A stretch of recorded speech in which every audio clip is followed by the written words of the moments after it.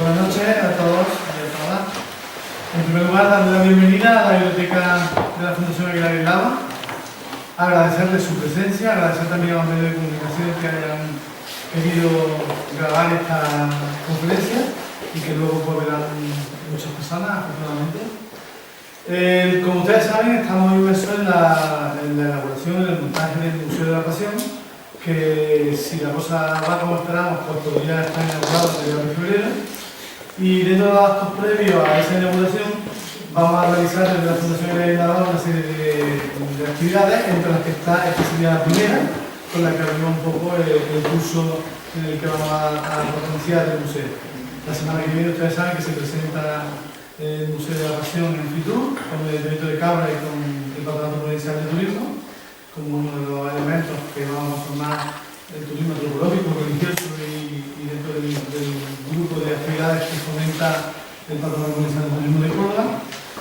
Y hoy lo que queríamos un poco era pues, empezar con algo que nos llama mucho la atención. Con nosotros va a estar Eduardo Fernández Merino, él es madrileño, es una persona joven, tiene 28 años, ha trabajado está en esa franja de edad. Trabaja en Madrid y lleva bastante tiempo, ha estado más de 6 años trabajando en un proyecto de investigación que comenzó, digamos, como una aventura para conocer cuál era el origen de la vestimenta de algunas rodadosas que han encontrado y sobre todo a raíz de un libro que pudo ver en la Biblioteca Nacional y del que nos hablará ahora también. Y a partir de ahí pues, fue encontrándose con un montón de imágenes de representaciones iconográficas, algunas que se mantienen y otras que fueron desapareciendo, pero que se conservan pues, en monasterios, en libros de reglas antiguos, en documentos del siglo XVII, en cuadros o en imágenes.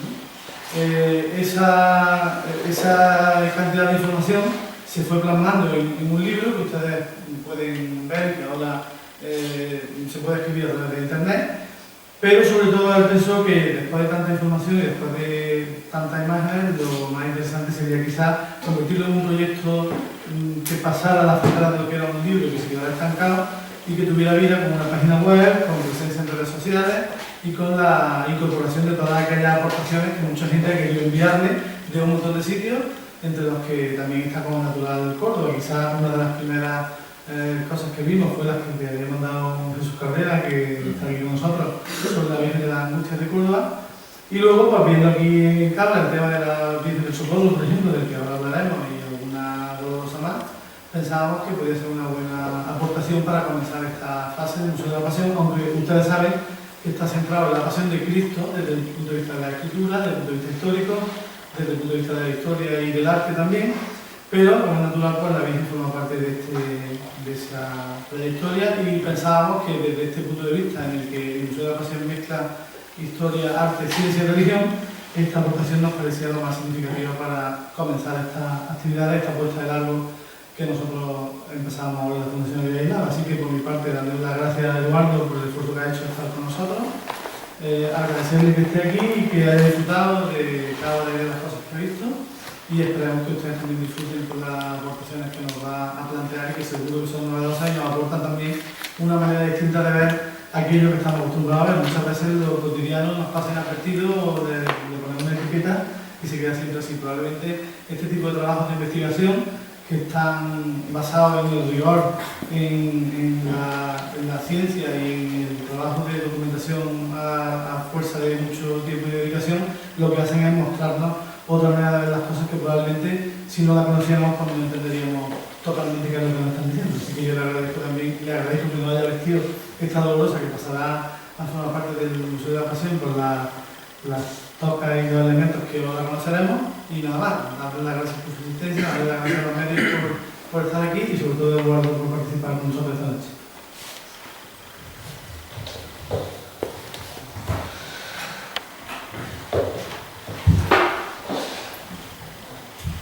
Bueno, pues muchísimas gracias a todos por haber venido. No conocía Cabra, llegamos ayer justo y lo hemos dado tiempo de ver hoy. La verdad que estoy encantado con Cabra, me parece una localidad maravillosa. Con mucho que ver, alguno de ellos no lo he podido ver porque estaba cerrado, pero volveremos a ver. Entonces, como ha dicho Antonio, este proyecto de la Virgen de Luto a mí me surgió casi por casualidad y luego han empezado a surgir muchas casualidades que han hecho que esto llegue a ser llegue a ser un hecho y esté realmente publicado y esté en la calle. Yo hace 6 años cuando empecé, más o menos 6, casi 7, pues me pasaba como nos pasa a todos los que estamos aquí. Cuadros como estos hemos visto en todas las iglesias, la mayoría de las veces pasamos y nos fijamos. Vírgenes vestidas de luto hemos visto y hemos dicho, pues obviamente una Semana Santa la Virgen va de luto porque ha muerto el Señor, etc. Y esto sumado a que mi trabajo en general se ha centrado siempre en el campo del vestuario, de la moda, de la historia del vestuario, el estudio de todas las prendas antiguas, yo un buen día por puro afán personal empecé a investigar cómo se viste una Virgen, cómo se viste una Dolorosa. Y me encuentro un día en internet un dato que me dice que la forma más antigua en Castilla, en España casi en general, de vestir a las dolorosas es como vestían las viudas nobles del siglo XVI, de la corte de Felipe II. Aquello me parece un detalle de lo más revelador, pensar que había unas señoras viudas en la corte que llevaban un vestido especial, que eso ha pasado a las vírgenes, cómo era ese vestido, a dónde ha llegado eso, quedará ahora alguna reminiscencia de ese vestido. Y empecé a investigar y vi que realmente no había nada escrito sobre el tema, pero que si no se ponía a fondo encontrabas de repente una cita de una obra de Lope de Vega que hablaba sobre ese vestuario. Encontrabas que en un ajuar perdido de algún sitio citaba las tocas de luto. Tocas de luto que por cierto todo el mundo se cree que son negras, y ahora veremos que son blancas, es justo lo contrario. Porque una de las sorpresas de este viaje que se llama la Virgen de Luto, porque ha sido un verdadero viaje, ahora físicamente porque hasta me llaman de los sitios para que dé conferencias, sobre todo de Córdoba, de momento he venido 2 veces a Córdoba y espero venir muchas más. Lo más interesante de este viaje es que nada es lo que parece. Es que estos cuadros que pasan desapercibidos, que uno lo ve en una iglesia a lo mejor a oscuras, que uno lo ve y tiene unas sensaciones, le transmite una serie de cosas que cuando ya conoce la historia se desvanece completamente y son otras. Este luto, como os digo, del siglo XVI, de las viudas nobles, no surge de forma espontánea, no es algo que de repente esa iconografía venga de un discurso, de una meditación mística. Esto viene de una dama noble de la corte de Felipe II que se llamó Doña María de la Cueva, condesa de Ureña. La tenéis más o menos cerca de aquí enterrada, esta no es una, porque ella y su marido fueron los fundadores de la Universidad de Osuna y de un montón de iglesias. Y aun siendo la condesa de Ureña, estaba enterrada en Osuna porque su hijo Pedro Tellez Girón fue el primer duque de Osuna, se creó el ducado de Osuna Pared, entonces ahí está enterrada. En Madrid, en la década de 1560, se le encarga a Gaspar Becerra una imagen de la Soledad. Cuando hay que vestirla, ahora veremos por qué, se decide que la forma en que se ha vestido a la Virgen entonces no correspondía al misterio del dolor de la Virgen. Entonces, mejor que lo cuente yo, si os parece, vamos a dejar que sea la propia condesa la que nos cuente su historia, para que la conozcamos todos. Y antes de que empiece a hablar la condesa, antes de que pongamos el vídeo y nos retiremos un momento, os voy a pedir que le echéis un vistazo al cuadro y a la imagen, y a esa pequeñita, pues no la veis muy bien, luego os acercáis, pues tiene mucha historia también. Y penséis un momento solo qué os transmiten esas imágenes. Si la vierais en una iglesia, ¿qué pensaríais de ese cuadro? Y veremos cómo en el viaje que vamos a hacer hoy, cuando acabemos la conferencia, vais a ser capaces de decir mucho sobre esos cuadros. Vais a ser casi expertos, vais a poder contar mucho sobre unas imágenes que a lo mejor ayer mismo las veíais en una iglesia, en una sacristía, en un libro, en un grabado, y no sabíais muy bien qué significaba. Os dejo con la condesa de Ureña y luego retomamos la charla.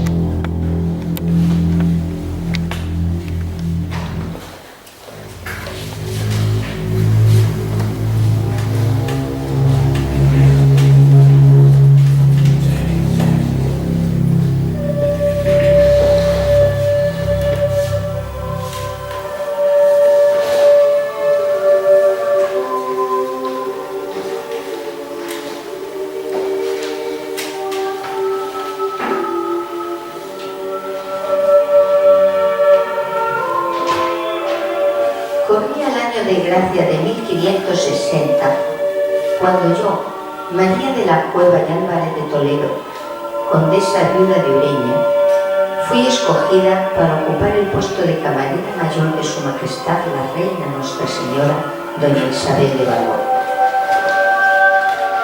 Recuerdo el espléndido cortejo que la condujo hasta la corte, tan diferente de las austeras costumbres castellanas, Entre las valiosas obras de arte que trajo consigo desde Francia, llamaba la atención un óleo de la Virgen de la Soledad que fue colgado en su oratorio privado.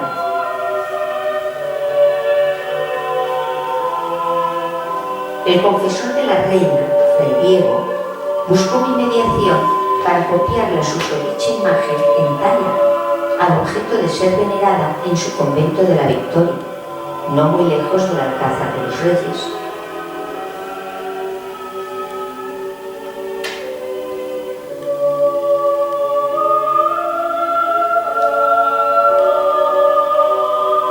Tal encargo quedaría en manos del escultor Gaspar de Becerra, quien, tras infructuosos meses de trabajo y 2 primeras muestras que no complacieron a la reina doña Isabel, consiguió labrar, inspirado por extraños sueños, una soberbia efigie de la Soledad que causaría muy grande admiración en la corte.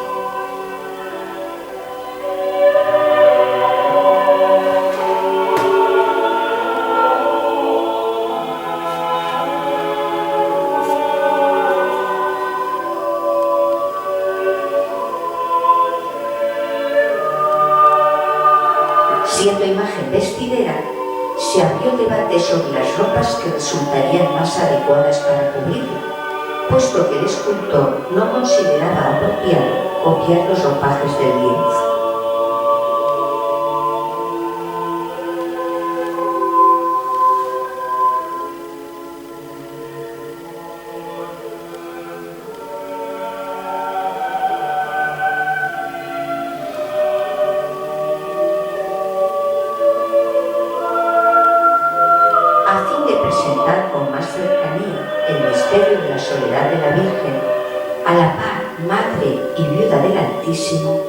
Me atreví a sugerir.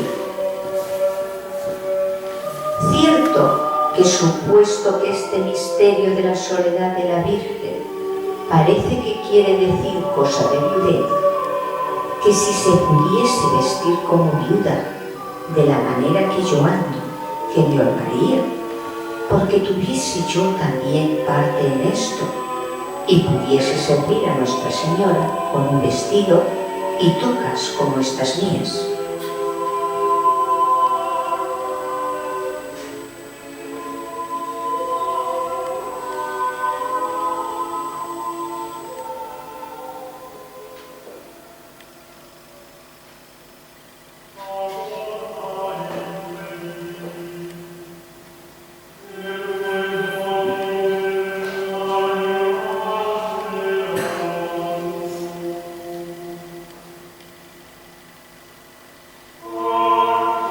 Me concedió tal gracia al punto y con agrado, por lo que pronto dispuse que mi doncella más estimada vistiera la Soledad con uno de mis más delicados trajes de luto.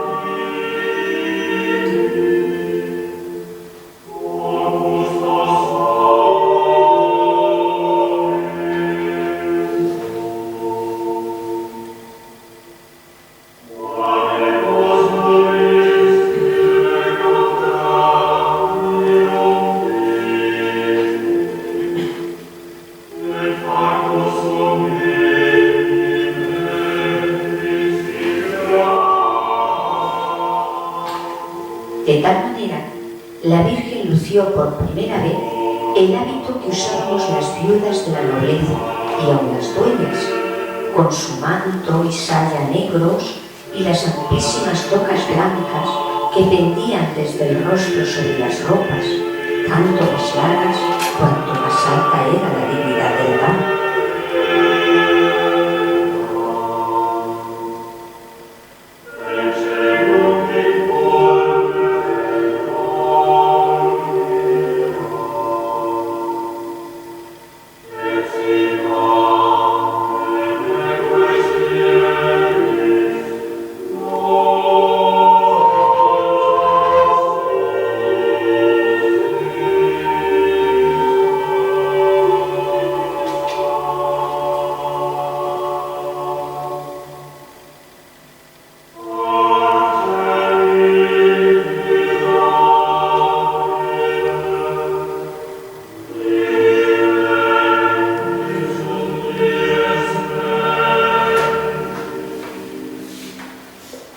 ¿Quién podría haber adivinado el alcance de esta nueva indumentaria, en extremo austera y elegante, que de la soledad se extendió en la iconografía popular a las demás advocaciones dolorosas por todo el imperio del rey don Felipe, llegando a Flandes, a Nápoles, a los territorios del Nuevo Mundo?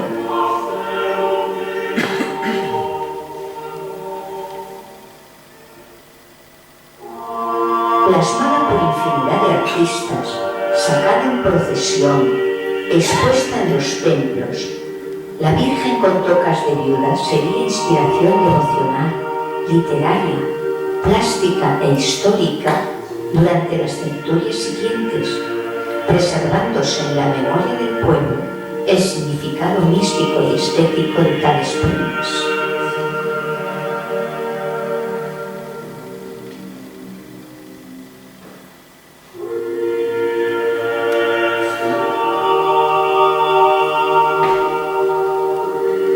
No quisiera que el progreso de los tiempos relegase al olvido esta tradición a la que humildemente di comienzo hace más de 400 años.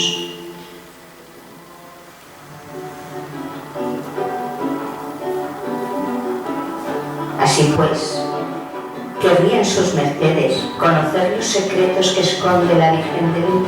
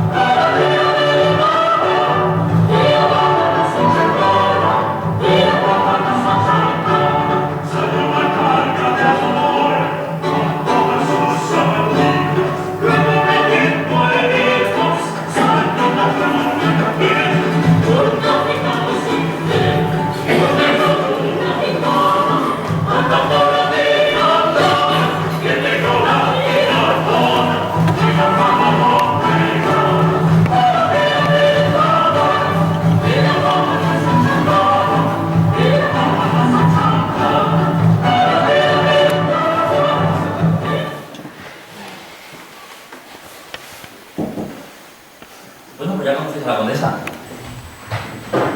Espero que os haya gustado mucho el vídeo, lo estáis con muchísimo cariño. Fue una de las partes del proyecto que en principio no estaban pensadas, pero cuando ideamos que después del libro habría que darle otra dimensión, lo primero que se me ocurrió fue que la gente conozca a la condesa, que conozca su historia, que será la que mejor se la puede contar. Recordad lo que os he dicho al principio, de que nada era lo que parece. Pues mira, una de las primeras sorpresas. Seguro que muchos cuando habéis visto a la condesa habéis dicho, anda una monja. Como las vírgenes estas que van vestidas de monja. Pero este no va vestida de monja. Ese era efectivamente el hábito que llevaban las viudas de la nobleza española. Y de la nobleza española exclusivamente de la corte de Castilla. Que claro, por aquel entonces era mucho más amplia de lo que pensamos ahora. Pero de esto vamos a hablar un poquito más adelante. La Virgen que habéis visto es María Santísima de los Siete Dolores de Madrid. Yo tengo el honor desde hace unos 5 años de vestirla y me ha estado acompañando en esta investigación, dándome mucha fuerza cuando parece que faltaba, porque no ha sido fácil, pero ahora es un orgullo grandísimo poderlo presentar. ¿Por qué no lo hicimos con la Soledad de la Victoria? Que es esta que estamos viendo y que hemos visto de pasada en el vídeo. La Soledad de la Victoria fue una de las que en el 36 ardió como una falla en mitad de Madrid. De hecho, incluso la Virgen original de los Siete Dolores que habéis visto ahora, o sea, la que habéis visto es moderna, porque la original también ardió en la Plaza Mayor. Gracias a Dios tenemos un montón de grabados, de cuadros, porque esta devoción, como nos cuenta la condesa, se extendió como la pólvora. O sea, daros cuenta cómo era el siglo XVI en cuanto a comunicaciones. España era esa especie de selva al sur de Francia a la que la gente ni se atrevía a entrar porque era aquello como una corte ignota y una gente como muy peligrosa. Era la visión que tenían en Europa de nosotros. Pero esto, os puedo decir que si esto fue en el año 1560-65 aproximadamente, hay libros de reglas de 2 años después en las que las titulares aparecen así vestidas. Esto se extiende por todos los territorios de Felipe II y en el imperio de Felipe II no se ponía el sol. Hasta hoy tenemos en Filipinas, en toda Sudamérica, en Milán, en Bruselas, en Amberes, representaciones de esta Virgen. Así que fijaros lo importante que llegó a ser, era un símbolo nacional. Directamente las tropas llevaban al apóstol Santiago y a la Virgen de la Soledad. Un éxito, como os digo, grandísimo, que duró mucho en el tiempo. De hecho, en 1640, casi 100 años después, otro fraile mínimo de esta orden, que como os decía, acogió a la primera Soledad vestida de luto, recogió en un libro toda esta historia, cómo la reina trae ese cuadro de Francia, cómo los frailes la quieren pedir a la reina, no se atreven, buscan la ayuda de la condesa, cómo entre todos un poco fraguan esta idea de la iconografía de la Soledad. Cuando se refiere al luto de la Virgen, en concreto, a cuando esa palabra que ha dicho la condesa, puesto que yo he servido a la Soledad, me gustaría regalarle, ahora no me la sé de memoria, y eso que me la sabía. Esas son históricas, se supone que es lo que dijo ayer, viene recogido en este libro. Y aparte añade el padre Antonio Ares, que era este fraile mínimo que escribió el libro. Dice, véase con cuánta propiedad está vestida y tocada la misteriosa imagen de Nuestra Señora de la Soledad, que no a todos pareciera viuda esta señora, o que representaba la viudez del original, si no estuviera en el traje español y conocido por todos como de viuda noble, y tanto como lo era la reina de los ángeles, en ninguna manera se puede vestir con más propiedad ni que mejor pudiese declararnos el misterio que representa. Aquí ya se entremezclan varias interpretaciones. Para empezar, en sentido, esa viudez a la que alude la condesa es una viudez mística, obviamente. La Virgen es madre de Dios, pero también es esposa mística de Dios. Entonces queda viuda. En ese momento, la intención que hay de representar es la soledad espiritual en la que cae la Iglesia, realmente. Esas tinieblas del Viernes Santo, ese velo que se rasga, esos terremotos. Realmente esa desolación de todo el mundo, de esa tiniebla en la que se sume el mundo tras la muerte del Señor. Dicen que mejor representa el misterio de la soledad, pero es que el misterio de la soledad es más amplio. O sea, no significa solo que la Virgen quedase sola, o que la Iglesia o que el mundo quede solo cuando muere el Señor. El misterio de la soledad, la leyenda de la soledad, lo que dice es que al volver del Calvario, cuando vuelve toda la comitiva del sepulcro, el sepulcro maravilloso que tenéis que visitar en el Museo de la Pasión, porque yo he estado esta mañana y quiero decir, te vas 2000 años atrás, es como si lo estuviera viviendo, desde luego es una recreación magnífica. Se supone que al volver del sepulcro, el sepulcro sabéis que estaba en uno de los jardines cercanos al Calvario, que es una improvisación de José de Arimatea, porque necesitan las famosas 3 necesidades, ¿no? Las escaleras del sepulcro y los lienzos. Entonces estaba cerca del Calvario. Al parecer, cuando vuelven del Calvario, la Virgen, que ya está extenuada y rota en lágrimas y de dolor, hace un último esfuerzo, como pasan por las cruces otra vez, por delante de las cruces. Creo que ante el estupor de los apóstoles, las Marías y los santos varones, La Virgen hace un último esfuerzo, se arrodilla delante de la cruz y hace el primer acto de adoración a la cruz. Esto es iconográficamente, icónicamente y simbólicamente es muy importante, porque es, de alguna manera, el inicio de las representaciones, de tomar símbolos para representar el misterio del cristianismo. O sea, la cruz ya no es un patíbulo más, esa cruz ya es una cruz diferente. Fijaos que así estaba representada, este era el paso que sacaba la Virgen de la Victoria, eran unas andas muy pequeñitas y sale adorando la cruz. El hecho de que lleve las manos cruzadas nos puede parecer que es para rezar, pero según dice este libro, era como un esfuerzo que hace para no desfallecer, como que se aprieta las manos para mantener el cuerpo firme en esa posición arrodillada. Es muy curioso porque me contaba esta mañana Antonio, aquí hay una reproducción de la cruz y me cuenta que realmente la cruz, si atendemos a la historia, no estaría a 3 metros como vemos en los cuadros que están todos abajo mirando la cruz, sino que estaría a un nivel bastante accesible. Si os fijáis en este paso, hombre, esta cruz sería más pequeña que la original, pero tiene unas proporciones bastante más pequeñas que lo que tenemos entendido por la cruz. O sea que realmente quizá ya pasó delante de la cruz y puesta de rodillas llegaría a esa altura, más o menos. Seguimos con imágenes, con datos, con documentos que nos revelan a lo mejor realidades o significados que no se nos ocurrirían viendo esta imagen. ¿Qué vemos en esta imagen? Una virgen con un vestido blanco y un manto negro, ¿no? Pues no lleva un vestido blanco. Eso ahora lo vamos a ver. Fijaos, este es el retablo de la Victoria. En este retablo estaba la Virgen, en el convento de la Victoria. De ahí pasó luego a San Isidro y luego a ellos cuando la quemaron, pero ya tenía, en el convento de los mínimos, tenía su propio retablo y su propia capilla. Como vemos en cuanto a diseño, si lo vemos como un puro diseño, como podemos estudiar una imagen publicitaria, por ejemplo, es un diseño impecable, porque utiliza los dos colores, que son el blanco y el negro, que producen el máximo contraste que puede haber. Luego ella tiene esa forma triangular, que ahora veremos por qué ella aparece un triangulito, que indica ascensión, indica espiritualidad, apunta hacia arriba. Pero luego, aparte, fijaos, la de elementos que hay alrededor, lo recargado incluso que está el retablo, pero ella se te va a los ojos, focaliza completamente a la imagen de ella, porque al ser tan extremadamente austero, al ser solo blanco y negro, es una imagen que nos pasa muchas veces. Yo voy a algunos pueblecitos que he visitado y tal, ves un azulejo al final de una calle y dices, una soledad, y te acercas y realmente la ves. Si no es una soledad, es una dolorosa, porque como hemos visto, todas adoptaron esta iconografía.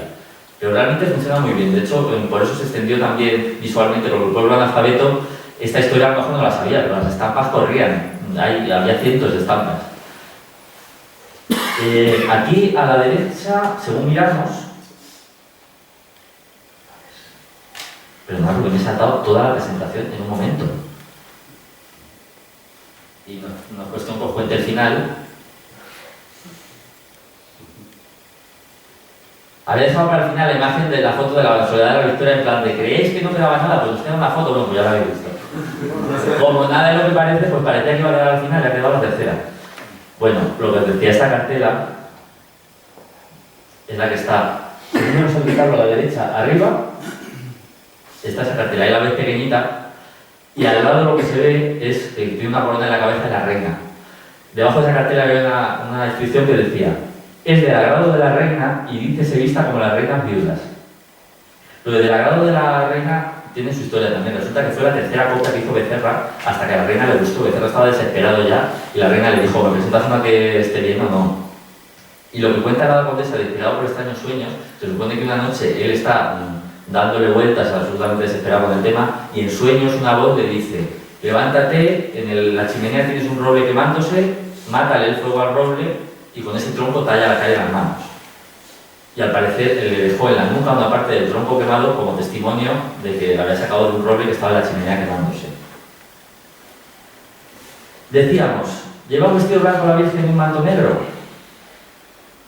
Pues como veis aquí no. Esta es Mariana de Austria, vestida de luto, y aquí que la vemos sentada, estilo también un poco a esta Virgen de las Angustas que tenemos aquí. Ya nos parece menos monja y nos empieza a parecer un poquito más reina, aunque esta reina tenía pinta de monja, pero ya le vamos asociándolo de otra forma. Ya veis que llega la toca, bueno, lo habéis visto en el traje de la condesa también, llega como más abajo de las rodillas, debajo el vestido negro y el manto negro. ¿Qué pasa con la Virgen de la Soledad? Está arrodillada. Imaginaos esta señora se arrodilla. Solo veríamos blanco y el manto negro. Pero realmente no va vestida de blanco. A este traje se le llamaba el traje de tocas largas. De tocas reverendas también se le lleva a llamar. Este traje lo introduce en la corte Catalina de Lencastre, que fue la abuela de Isabel la Católica. Catalina de Lencastre, que dicho así también parece muy castiza, pero era Catalina de Lancaster. Me imagino que sería incluso Catherine de Lancaster, no Catalina. Lo que pasa es que aquí en España, como todo lo adaptamos a nuestra idiosincrasia, la reina llegó como Lancaster y murió como Lencastre. Cuando se queda viuda, esta reina, según unas crónicas que se llama Memoria de las Reinas Católicas, de 1759, de Fray Enrique Flórez, es la primera que introduce ese traje de tocas largas en la corte. La primera que la viste.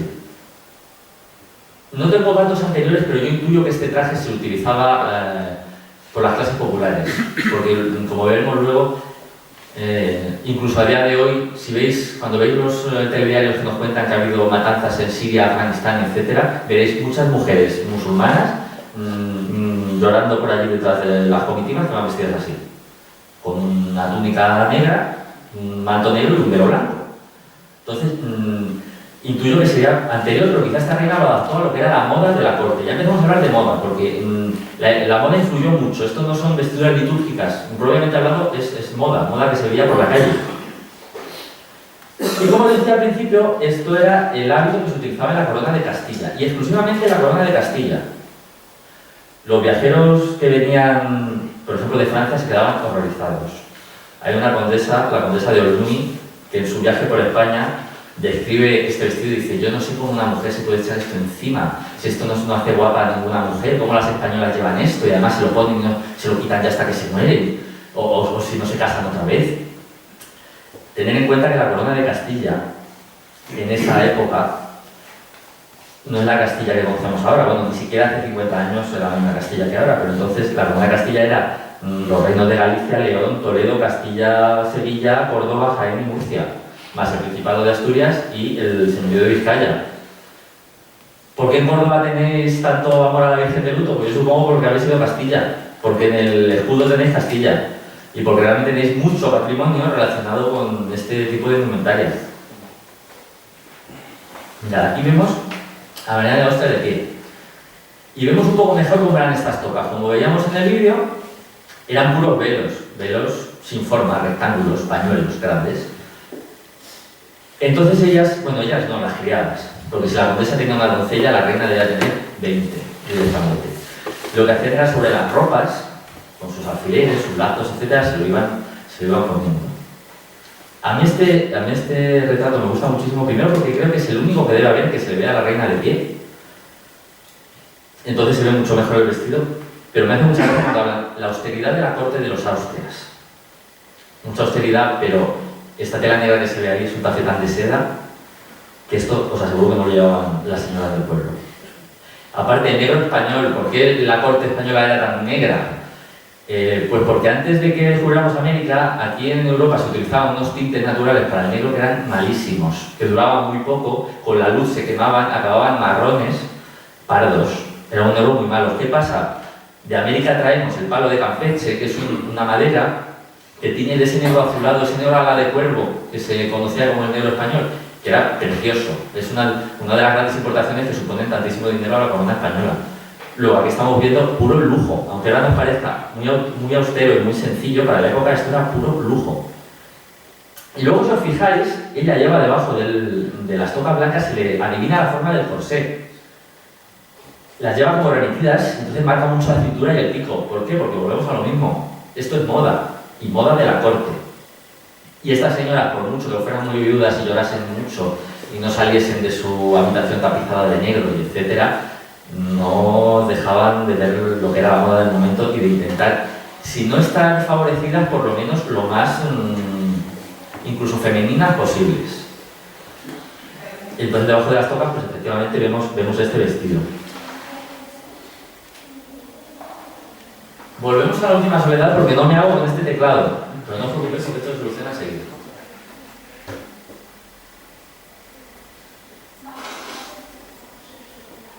Me voy a quitar la mano de la fecha de avance hasta que acabe la conferencia. Me niego a volver a salir. Otra imagen de la soledad, más parecida a la que hemos visto antes. Vamos a entrar un poco ya a definirla por partes. Arrodillada, como decíamos antes, en ese acto de adorar la cruz. Solo vemos las tocas blancas, que nos parecen un vestido, pero son tocas. Fijaos en el lazo que lleva en las puntas. Yo sé que este lazo da mucha curiosidad. Abajo del manto acaba como en un lazo. Esto sucede porque los mantos de luto eran muy amplios. ¿Habéis visto cuando estaba entrando la condesa con la doncella que arrastraba el manto? Eran muy amplios. ¿Qué pasa? Estas vírgenes en un principio no se le hacían ropas para ellas. Las damas empezaron a donar sus ropas para las vírgenes. Claro, una virgen arrodillada, vamos a poner 1 metro. Las señoras no eran mucho más grandes, pero más de 1 metro. Porque si no, las enanas que salen en los cuadros de Velázquez serían como esta botella. Entonces, ¿qué hacían? Directamente anudarlos en las puntas para que estéticamente quedase más recogidos. ¿Qué pasa? Que no se van anudando de cualquier manera, les empiezan a hacer rosetones, lazadas un poco más cuidadas. Entonces entra a ser parte de la ornamentación, de la escasa ornamentación que llevaba este vestuario. Fijaos en las ligas de los puños. En los puños lleva 2 cintas negras que se las hemos visto poner a la criada. Y esto viene porque aunque en los cuadros los artistas tienden a hacer más la forma de manga, muy ajustado, es que realmente no eran mangas, ¿eh? Como eran esos velos que cubrían, por eso en muchos cuadros se ven como que la toca es muy lisa y de repente las mangas tienen muchas arruguitas. Eso viene de ahí, porque estaban enrolladas sobre el brazo, como hemos visto.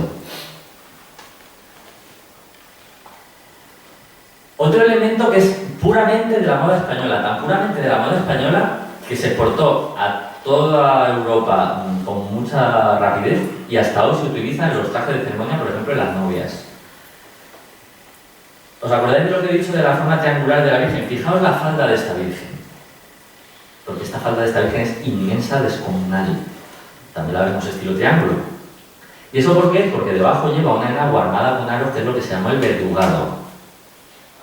No confundir con lo que lleva en la carita, que ahora diremos que es, que la gente dice, el verduguillo que lleva la Virgen, el verdugo de la Virgen, no tiene nada que ver.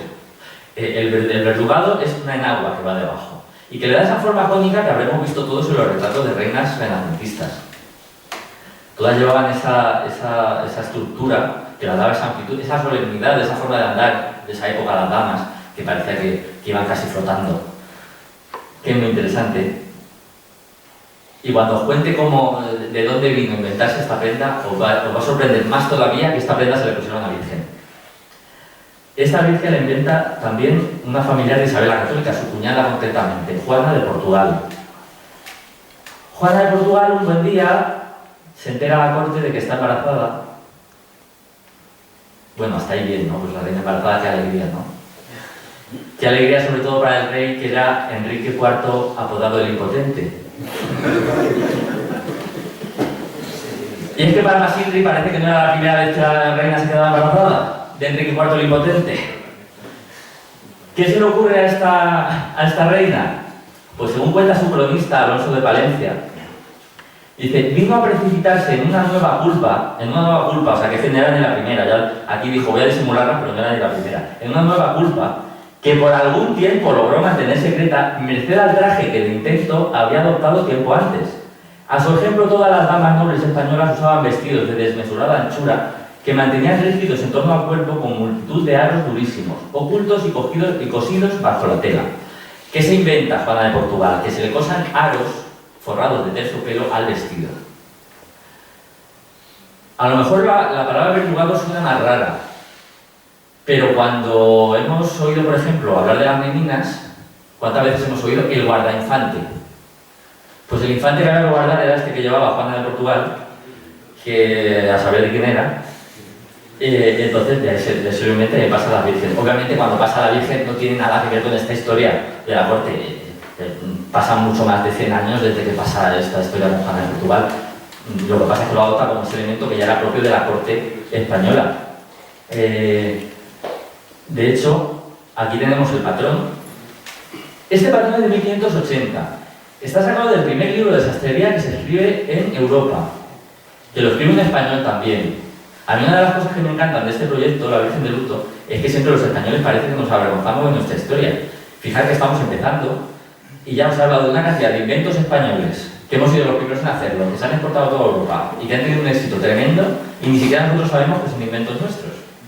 Pues el primer libro de patrones, el primer burda de la historia, lo escribe Juan de Alcera, que era un español, un sache español. Y gracias a este podemos reconstruir absolutamente todas las prendas que se utilizaban en la época, entre ellas las que llevaban las viudas. Aquí, por ejemplo, esta es una reconstrucción que yo hice, está en el libro, para una imagen que tengo pequeñita en casa. Aquí le puse los verdugos negros, porque me imagino que en la cual de las viudas el blanco y negro sería algo omnipresente. O irían todos blancos o irían blanco y negro, pero poco más. Entonces, bueno, ahí vemos esa forma cónica sobre la que ya empezaban. Debajo había más enaguas, o sea, esto ya, pues no ponieros capa por capa, pero a lo mejor debajo de esto llevaban sus 5 enaguas fácil. Pero claro, cuando se sentaban no se arriesgaban a que se les diera nada, debajo bien de enaguas. Fijaros el perfil que daba el verdugado, porque claro, de frente es un cono, es completamente un cono. Y aparte estas vírgenes que eran pequeñitas es absolutamente como un cono. También fijaros en esta que tenemos aquí. Esta terracota es del siglo XVII. Me la acaban de restaurar, que sepáis que soy los primeros en verla restaurada, es mía. Es una de las que encontré y también, si os fijáis, la forma triangular perfecta. Este verdugado, ¿cómo se exporta de España a Europa? Porque España era una puerta muy cerrada. Cuando se casa Catalina de Aragón, cuando Enrique VIII va a la corte inglesa con su vestido con mucho volumen y enseguida todas las inglesas lo copian. De hecho, en inglés, el verdugado lo llaman Spanish Farthingale, será algo así como en agua española. Esta imagen de la Virgen de la Concepción de Sevilla es muy reveladora en otros aspectos que vamos a seguir viendo luego, pero os voy a pedir que os fijéis en uno solo. La cinta que lleva. Lleva una cinta muy estrechita de arriba abajo, que le cae desde los hombros. Quedaos con esa imagen. Nuestra Señora de la Voz de Sevilla, 1566. Hemos dicho, en torno a 1560-1565 ya está la Soledad vestida de luto en la Capilla de la Victoria. 1566 y ya ha llegado a Sevilla. Un año. Que yo antes de empezar la conferencia le hice una foto a esta Virgen, la publiqué en Facebook y a los 2 minutos tenía 15 me gustas. Pero es que esta gente para ir en caballo de Madrid a Toledo echaban el día. Pero es que al año siguiente ya vemos, imaginaros, también qué pasa, es una iconografía tan asociada a la nobleza, que claro, la comunicación entre la nobleza era distinta.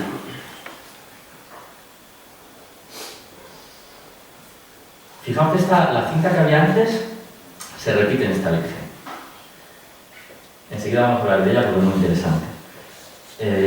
Fijaos el perfil cónico que le da el verdugado, se sale por los varales, es algo desmesurado. ¿Eso qué significa?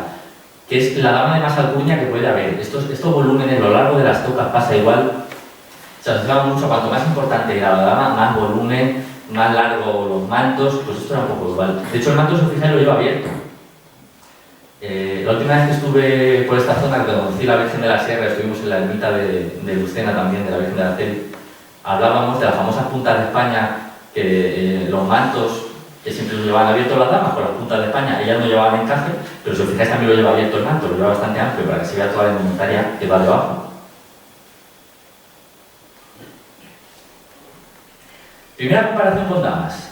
Doña Leonor de Mascareñas. Esta señora era el aya de Felipe II. Fijaos la cofia que lleva la Virgen, la cofia.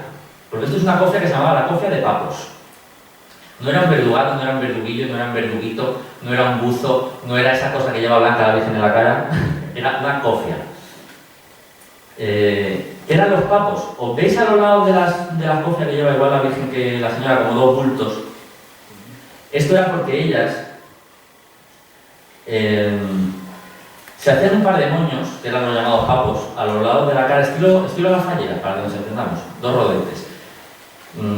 Como os decía, no renunciaban a la moda, ni se veían los rodetes, ni seguramente llevaban mucho trabajo y no se veía, pero la señora lo llevaba. Al pasar a la indumentaria de la Virgen, como es copia, estos son los trajes que llevaba la señora, obviamente lleva la misma copia. Fijaros que la forma de decoración es la frente, el tipo de decoracióncito que le hacen así en la frente. Los fruces que lleva alrededor, exactamente igual los que lleva la señora que los que lleva la Virgen.